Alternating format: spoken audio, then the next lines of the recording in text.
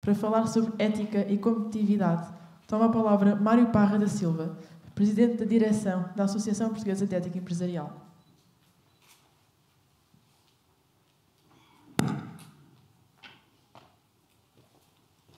Bem, como devem calcular, não é um tema propriamente fácil, porque há uma certa convicção de que a competitividade é feita se não houver ética. Um jeitinho e tal, e coisa. E antes de eu dar por isso, já lá está o produto. Mas é falso. Por exemplo, o meu sogro tinha uma pequena indústria de transformação de vidro. Naquele tempo, ele já morreu em 83, portanto estão a ver em que tempo é que ele viveu. Nessa altura, ainda vigorava muito o aperto de mão e o copo de vinho. Para ele, a confiança era reputação. E a reputação era uma coisa que demorava a conquistar toda a vida para manter, mas perdia-se num minuto. Porquê é que a reputação para um pequeno empresário como ele era tão importante?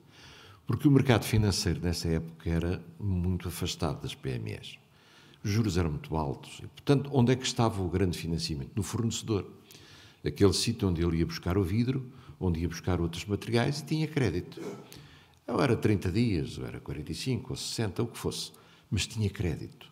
E o crédito vinha da reputação. E a reputação mantinha o negócio dele a funcionar, desde que o cliente também lhe pagasse naquele período. Ou seja, ele também tinha que escolher clientes de boa reputação, porque senão não lhe pagavam e depois ele podia honrar os seus compromissos. Eu acho muitas vezes que nós deitamos fora o bebé com a água do banho. Ou seja, na ânsia de deitar fora tudo o que se passou no regime anterior ao 25 de Abril, esquecemos que havia algumas coisas que não eram assim tão más. Não tinham nada a ver com a política, tinham a ver com o funcionamento da economia, que era muito provincianinha, muito localzinha, muito baseada em relações de confiança entre as pessoas, muito baseada no tal aperto de mão e copo de vinho, mas funcionava. Dava emprego a uma certa porção de gente, outros não tinham. Era mau, nesse ponto de vista, mas nem tudo era mau. E uma das coisas que não era má era esta ideia da reputação, manter a reputação. Hoje, nós estamos finalmente a ver realizado aquele aforismo que há uns anos atrás foi muito comum, que era o glocal. Pensa global, mas age local. Na realidade, o que sucedeu foi que o capitalismo se transformou de uma forma que ninguém percebeu. Ninguém, entre aspas, claro que houve imensa gente que percebeu, mas globalmente não foi muito bem percebido.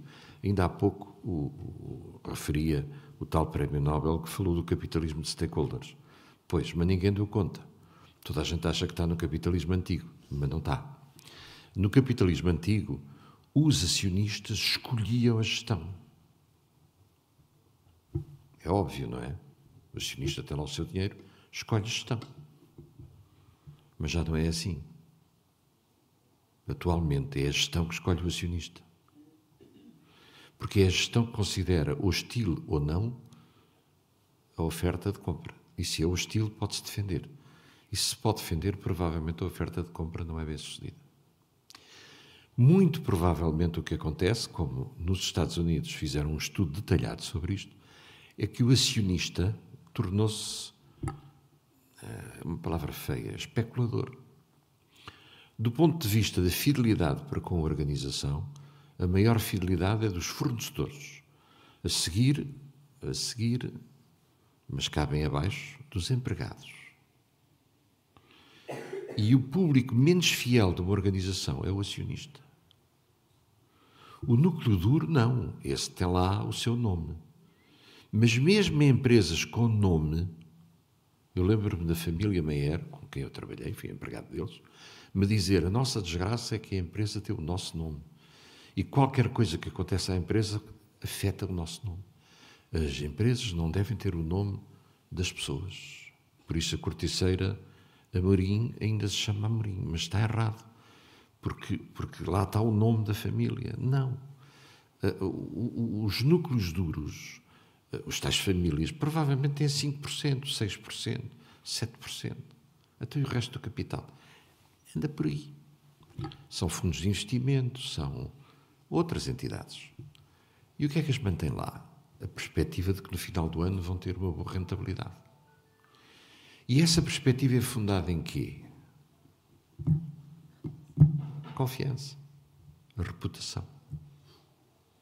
Quando a senhora Botim diz aos acionistas do Banco Santander, este ano promete 12%, é na palavra dela que as pessoas estão a acreditar, não é noutra coisa.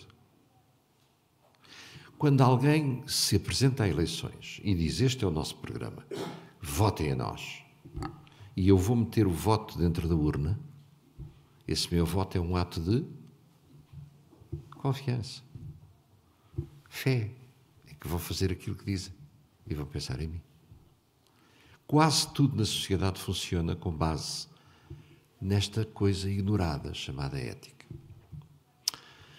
No capitalismo antigo, o acionista mandava, punha lá a administração. Agora, quando muito, pode tentar mantê-la ou ajustá-la aos seus interesses. Mas a maneira melhor de se ver livre de uma administração que não lhe dá o dividendo no final do ano que lhe tinha prometido é vender as ações, não é mudar a administração.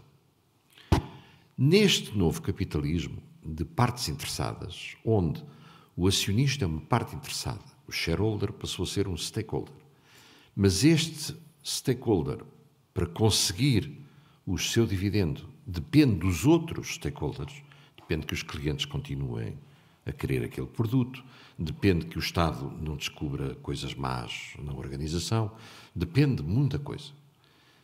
Ou seja, neste novo capitalismo, a confiança já não é apenas entre o acionista e a sua administração, é entre todas as partes interessadas e a administração. Por causa disso, eu achei admirável ter tocado no ponto de ESG está ao contrário. Porque está. Nós, nas Nações Unidas, nunca dizemos ESG.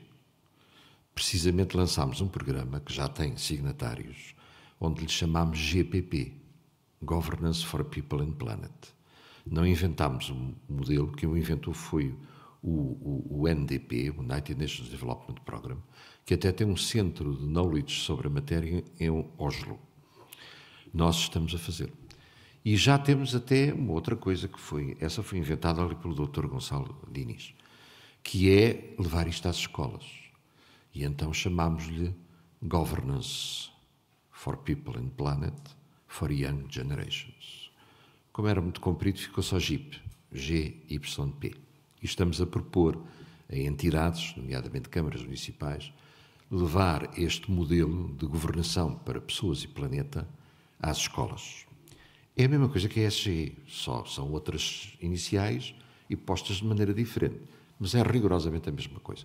Só que foi criado no âmbito das Nações Unidas há mais de 20 anos atrás, como disse, pelo UNDP, que o aplica nos mais diversos países onde está a fazer reconstrução política do país, como, por exemplo, a Sérvia, como, por exemplo, a Albânia e como alguns países do Oriente. E nós, na UNA, estamos a seguir esse esforço. Não há nenhuma dúvida, quando se pensa um bocadinho, que a competitividade depende da ética.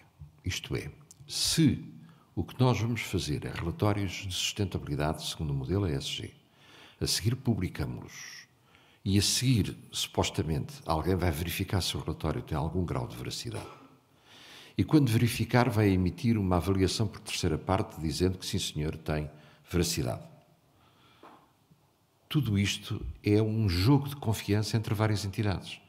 Entre as entidades que forneceram dados para o relatório, as tais métricas, entre a entidade que produziu o relatório, a entidade que avaliou o relatório e até a entidade final que consome o produto com base num relatório que pode ou não ser verdadeiro, mas que ela tem confiança na entidade que verificou e na entidade que emitiu. Ou seja, a nossa sociedade chegou à conclusão que, por mais inteligências artificiais que nós produzamos, a tecnologia está ao serviço do ser humano. E o ser humano tem que ter valores. Ou então, o que vai suceder é que mais e mais organizações vão colapsar. Podem até manter o nome. Podem continuar a chamar-se Banco XPTO. Mas podem ter que mudar de nome, porque o velho nome ficou de tal modo queimado que tem que se chamar uma coisa qualquer. E a Panam não existe mais. A TWA também não. Eu faria uma longa lista de entidades que desapareceram. A maioria delas não desapareceu porque foi comprada, desapareceu porque o nome era vergonhoso. Houve um escândalo de corrupção de tal ordem e de tal modo intenso que um dos maiores nomes da indústria, Arthur Andersen, tornou-se proibido. Deixou de se poder usar. Imaginam quanto é que isso custou? E imaginam quanto é que a Itália investe na marca Itália? Só Itália. Itália. Itália. A marca Itália, a seguir à Segunda Guerra Mundial, era uma marca desqualificada. Era um mau produto. Mau produto. Italianos, sicilianos, são uma porcaria, não valem nada. Hoje a marca Itália é de tal ordem que onde aparece um produto made in Italy, no supermercado nós veja o crescimento das massas italianas na prateleira de massas. De antes só tínhamos massas nacionais, agora temos cada vez mais espaço no linear ocupado por massas made in Italy. Um dia destes vão ver isso no azeite. O azeite, 1 litro de azeite extra virgem fabricado em Itália, produzido em Itália, custa em Bruxelas 160 euros a garrafa. Aqui em Portugal ainda estamos a 10. Está muito barato. Porque é um produto natural, é um produto obtido por meios exclusivamente mecânicos, é um produto de altíssima qualidade e de grande valor, não só alimentar, do ponto de vista nutricional, mas do ponto de vista dietético, ou seja, do equilíbrio do organismo. Vai subir. Mas vai subir com base em marcas que tenham força suficiente para fazer subir. A marca é o grande fracasso dos portugueses. Não há marcas. A marca é uma coisa essencialmente comercial, não é uma coisa industrial. As indústrias podem ser muitas, mas, por exemplo, houve um indivíduo que eu conheço muito bem, que tentou fazer uma marca de vinho chamada Contemporal, colocando lá dentro todo o vinho, seja produzido e vendido pela marca Contemporal. E é com esta marca que eu vou para o estrangeiro. Teve algum sucesso, mas não teve o sucesso que ele esperava. Porque cada produtor tem a obsessão de pôr o seu nome. O seu nome. A sua marca. O meu vinho. Quantas garrafas fazes? 32 mil. 32 mil não chega sequer para começarmos a conversar. Pois, mas é o que eu faço. Não, já tenho ali ao lado, faço 70 mil. Mas não presta. Então está-se a exportar pão para a Rússia. A adega de Borba exporta imenso para a Rússia. Antigamente Borba era uma marca muito qualificada. Hoje é? Pensem lá. Quando chegarem ao escaparate comprar o vinho de Borba, não. Mas provavelmente compram o Tiago Cabasso, que de antes vendia para a Borba. Ou compram o João Portugal Ramos, que de antes vendia para a Borba. E então, o que é que aconteceu? Aconteceu que nós temos que refletir na nossa competitividade e não é apenas pensar em termos materiais de mais capital, sem dúvida, é necessário. Não apenas mais competências, sem dúvida, obviamente que sim. Mas competências em quê? Essencialmente industriais? Talvez não. Talvez não. Talvez tenhamos que pensar em boas formas de governar as nossas organizações e, acima de tudo, governar a nossa cadeia de valor. Os nossos stakeholders. Governar. Governar não é na acessão popular, porque Portugal é um país que foi extremamente castigado. O povo foi altamente castigado durante dezenas e dezenas de anos e, portanto, governar no povo passou a ser sinónimo de governar-se. E governar-se não tem conotação positiva, como sabe. Portanto, a palavra, cada um governa-se como se pode, não tem nenhuma conotação positiva. Mas temos que dar à palavra governar conotação positiva. Governar é serviço, é servir aqueles a quem governamos. Ponto final. Então não é poder. Não. O poder é um fogo-fato, ilusório. Não existe. Só existe o poder que os outros nos dão. E porquê é que os outros me hão de dar poder? Porque eu os sirvo. Porque eu trabalho para eles. Esta conotação da palavra governo é a que está nos referenciais das Nações Unidas. É aquilo que o António Guterres insiste todas as vezes que abre a boca. E que vai estar em grande discussão na Cimeira do Futuro, em setembro deste ano. Os problemas no mundo são, segundo ele, essencialmente problemas de governação. Não existe um modelo eficaz de governação global, mas também, atrevo-me a dizer, não existe um modelo eficaz de governação das organizações. Hoje, independentemente de uma organização ser pública ou privada, possuída por acionistas ou possuída pelo Estado, é uma organização e deve ser respeitada como tal. Por exemplo, não se decapita uma organização assim. Não se faz. Porque não se faz. Porque a organização tem uma coerência interna. E é necessário alguma cautela antes de tomar decisões sobre as organizações, principalmente quando elas ainda estão a produzir o seu efeito. Se não estão a produzir o seu efeito, precisam de remodelação. Mas uma organização é uma entidade em si. Isto é um facto completamente novo. No capitalismo antigo, as organizações não existiam. O que existia era a companhia, quando havia vários sócios. A sociedade Silva e Joaquim Limitada, que era uma associação entre duas pessoas. A firma, que era uma nova assinatura, Martins e Correia Limitada. Uma nova assinatura, uma firma. Firma quer dizer assinatura. Quando muito poderia existir uma coisa assim maior, que era uma corporação. Mas não existia o conceito de organização. Vejam, nos vossos telefones podem fazer isso rapidamente, quantos cursos existem a nível superior em Portugal sobre governação. E depois, se encontrarem algum, encontram um na Universidade de Coimbra, vão ver o programa. E o programa é a legislação aplicada às empresas. Não é governação. Governação é um tema complexo, é um tema que está a começar agora a ser estudado, mas inclui aspectos como a liderança, inclui aspectos como a gestão das pessoas, como a tal conciliação e diversidade, mas implica também aspectos como a motivação, aspectos como